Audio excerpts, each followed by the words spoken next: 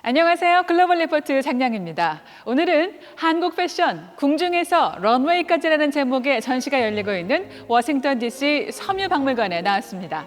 1893년 시카고 만국 박람회 중 한국관에 전시됐던 의복들과 조선 왕실의 일상복과 연회복부터 현대 의상까지 약 85점의 의상이 전시 중인데요.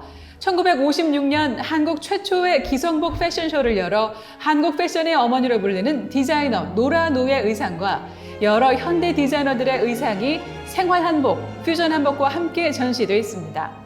최신 길거리 패션을 디지털 영상으로 보여주며 한국의 사회, 경제 변화가 의상에 어떤 영향을 미쳤는지도 소개하는데요. 전시 기간 다양한 한국 문화 공연과 함께 보자기 만들기, 자수 만들기 등의 체험 워크숍도 열립니다. 조선시대부터 현대에 이르기까지 125년 한국 의복의 변천사를 한눈에 볼 수 있는 이번 전시는 12월까지 계속됩니다. 다양하고 깊이 있는 세계 소식 글로벌 리포트 지금 시작합니다.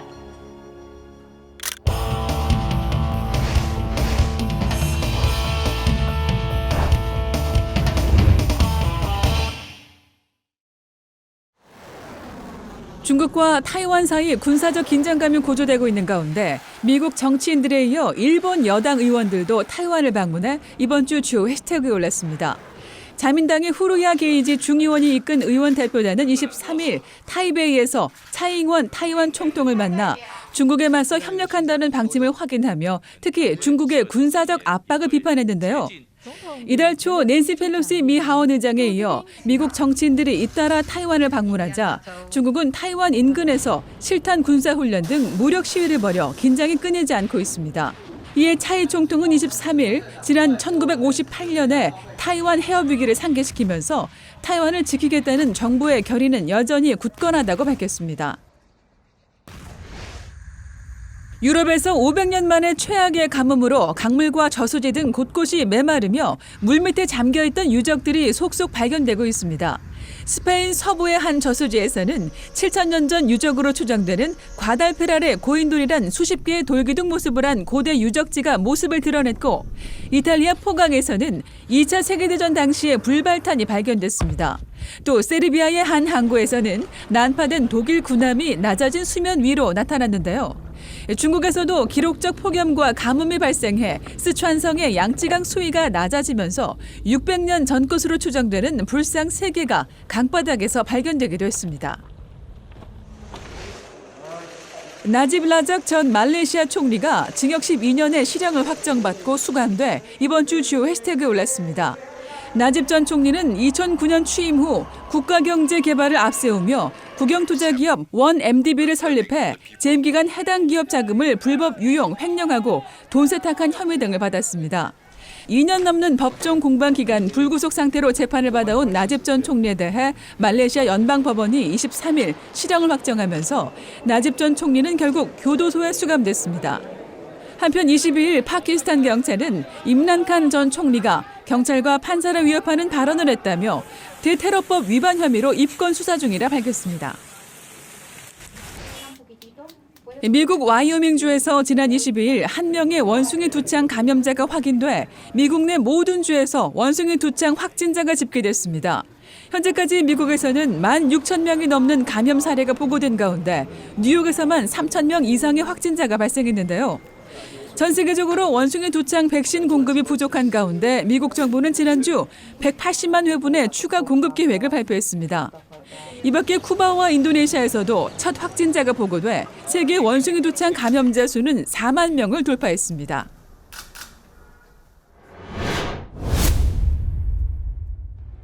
지난 2월 24일 날 우크라이나 대사관에서 모든 교민에 대한 철수 권고와 명령이 내려져가지고 근데 이제 그때 나올 때만 해도 한 달 정도면 뭐 정치적으로나 아니면 물리적으로 정리가 되지 않겠느냐.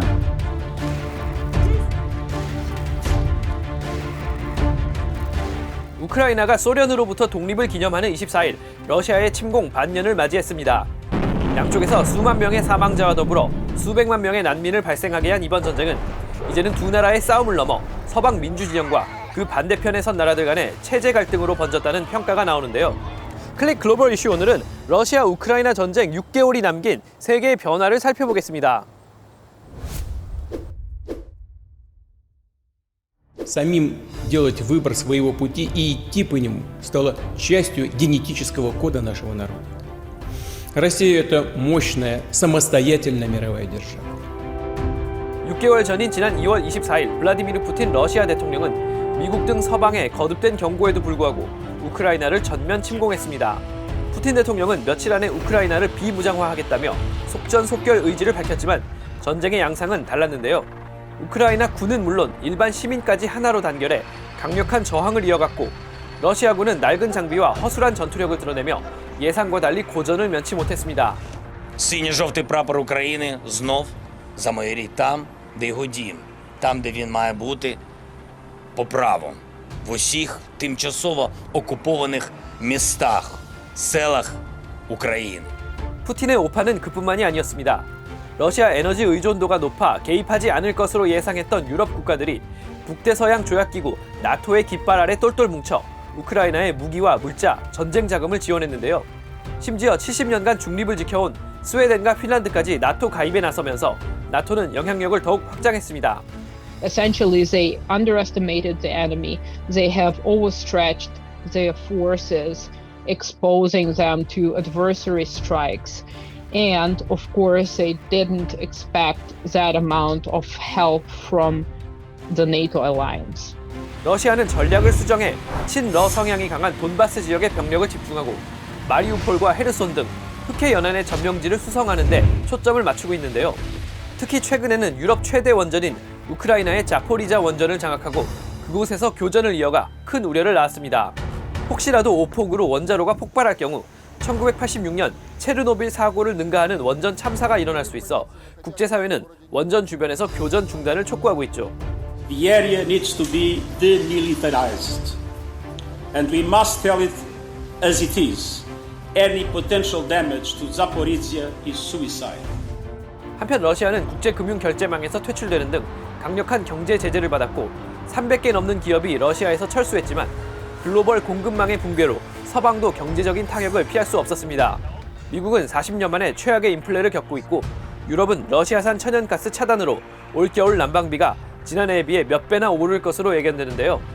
이런 이유로 러시아와 우크라이나 모두 적어도 겨울까지는 휴전하지 않을 것으로 전문가들은 보고 있습니다. Russia believes that its ability to restrict gas shipments to Europe will give them more leverage and maybe make Ukraine's NATO friends push Ukraine to sort of settle. Ukraine, on the other hand, thinks that Russian forces aren't going to want to fight in the dead of winter. 또 러시아를 암묵적으로 지지하는 중국이 혼란 속에 타이완 침공을 위협하고 있고 북한과 시리아, 벨라루스 등은 여전히 노골적으로 러시아의 침략을 지지하고 있는데요. 민주진영과 압제 국가들 간의 신냉전 체제가 새로운 질서로 자리 잡는 건 아닌지 국제사회는 우려하고 있습니다.